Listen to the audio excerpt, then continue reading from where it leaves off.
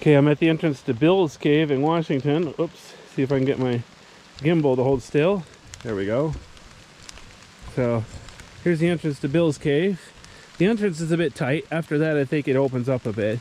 It's been a while since I've been here. But anyway, I'm gonna very carefully climb in. Cave number 633-300. There's a catchy name for a cave. All right.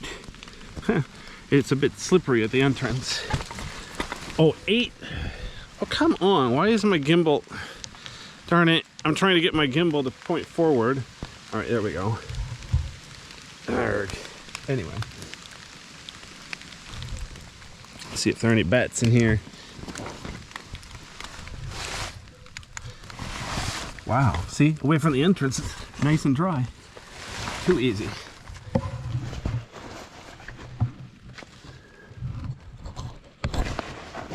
All right. Now, if I remember right, to the left it doesn't go very far. To the right it goes pretty far. So, you know what? I think I'll go to the short end first. I want to go nice and slow. See if I can. Huh.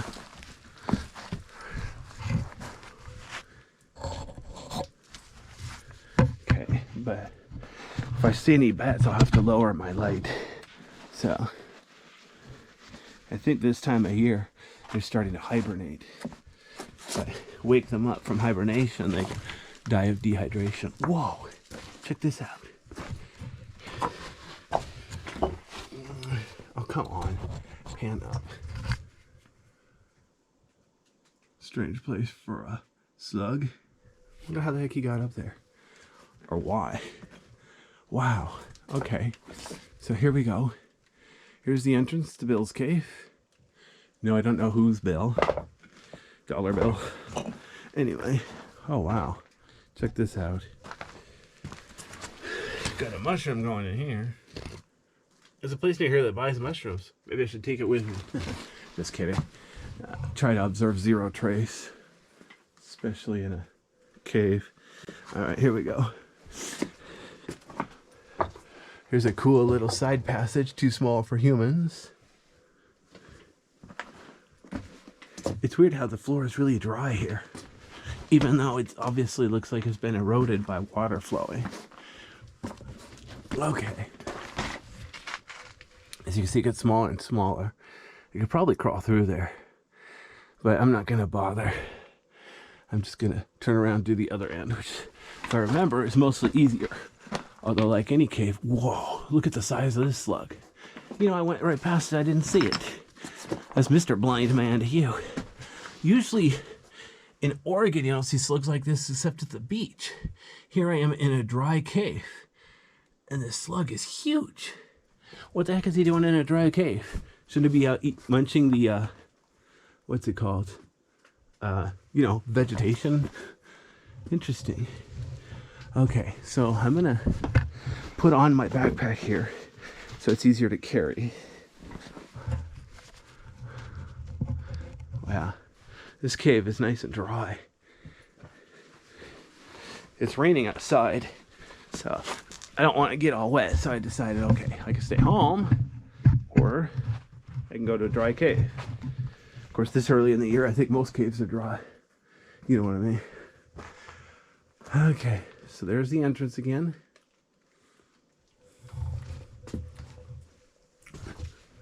There's that slug again. No idea why there's two slugs inside the cave.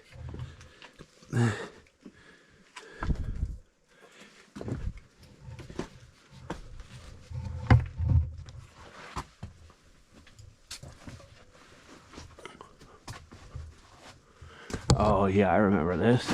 There's a part here where I have to crawl. It's actually trying to avoid belly crawling today. I did that yesterday. Kind of wore out my stomach. But anyway, I guess I don't have a choice if I'm going to finish this cave. Of course, I guess I really have. Notice the floor is damp over here. It's dry back there, but it's damp up here.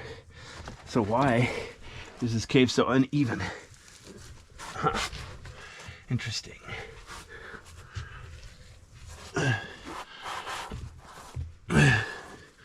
I have a smaller backpack today though.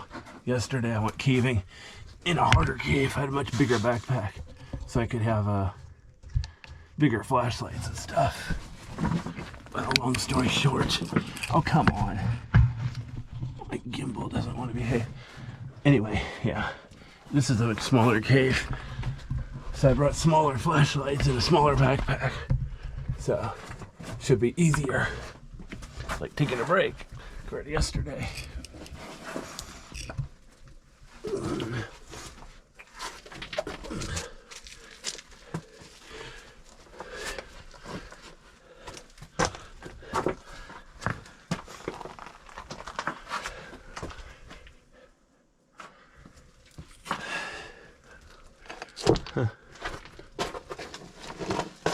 Notice how damp it is down here as we head downhill. Why is that? Is it because we're farther from the entrance, even though it's really wet outside? Or is it because we're farther down and water flows down? Darn if I know.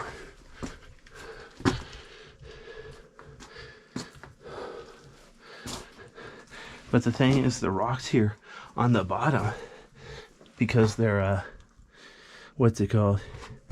They're eroded smooth. So they're really slippery. Oops. So I have to be careful. It's actually more dangerous in a cave like this than a lot of lava tubes. Because in a lava tube, I mean regular lava tubes, other lava tubes, because they have rougher rock. So they have traction at least. Have a grip. Okay. Notice how the floor here is lava tube for real. Oops.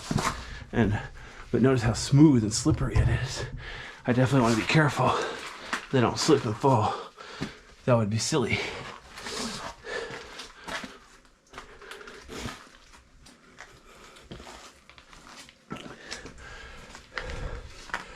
There's the way ahead, of course.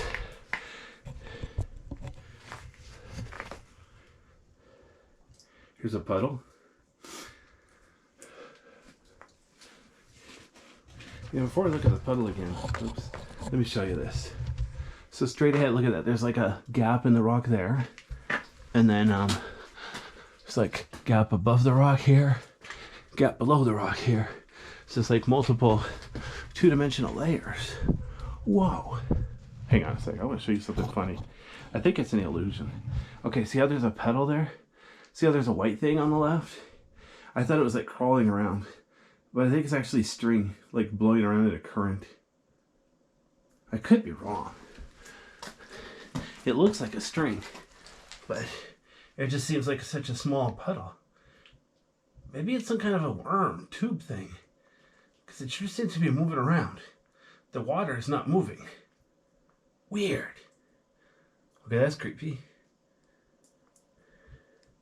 It's such clean water too. I'm gonna make sure I don't step on this puddle. Whatever it is in the water. It is blowing. Like I said, I don't know if it's moving under its own free will or if that's actually a string blowing around. I'm not gonna touch it because, you know, if it is a life form, I don't want to accidentally kill it or injure it. That'd be stupid. In fact, if it is a life form, it's probably pretty rare, important, and fragile. Then again, if it's a piece of trash, probably should remove it. But I just don't feel qualified to figure that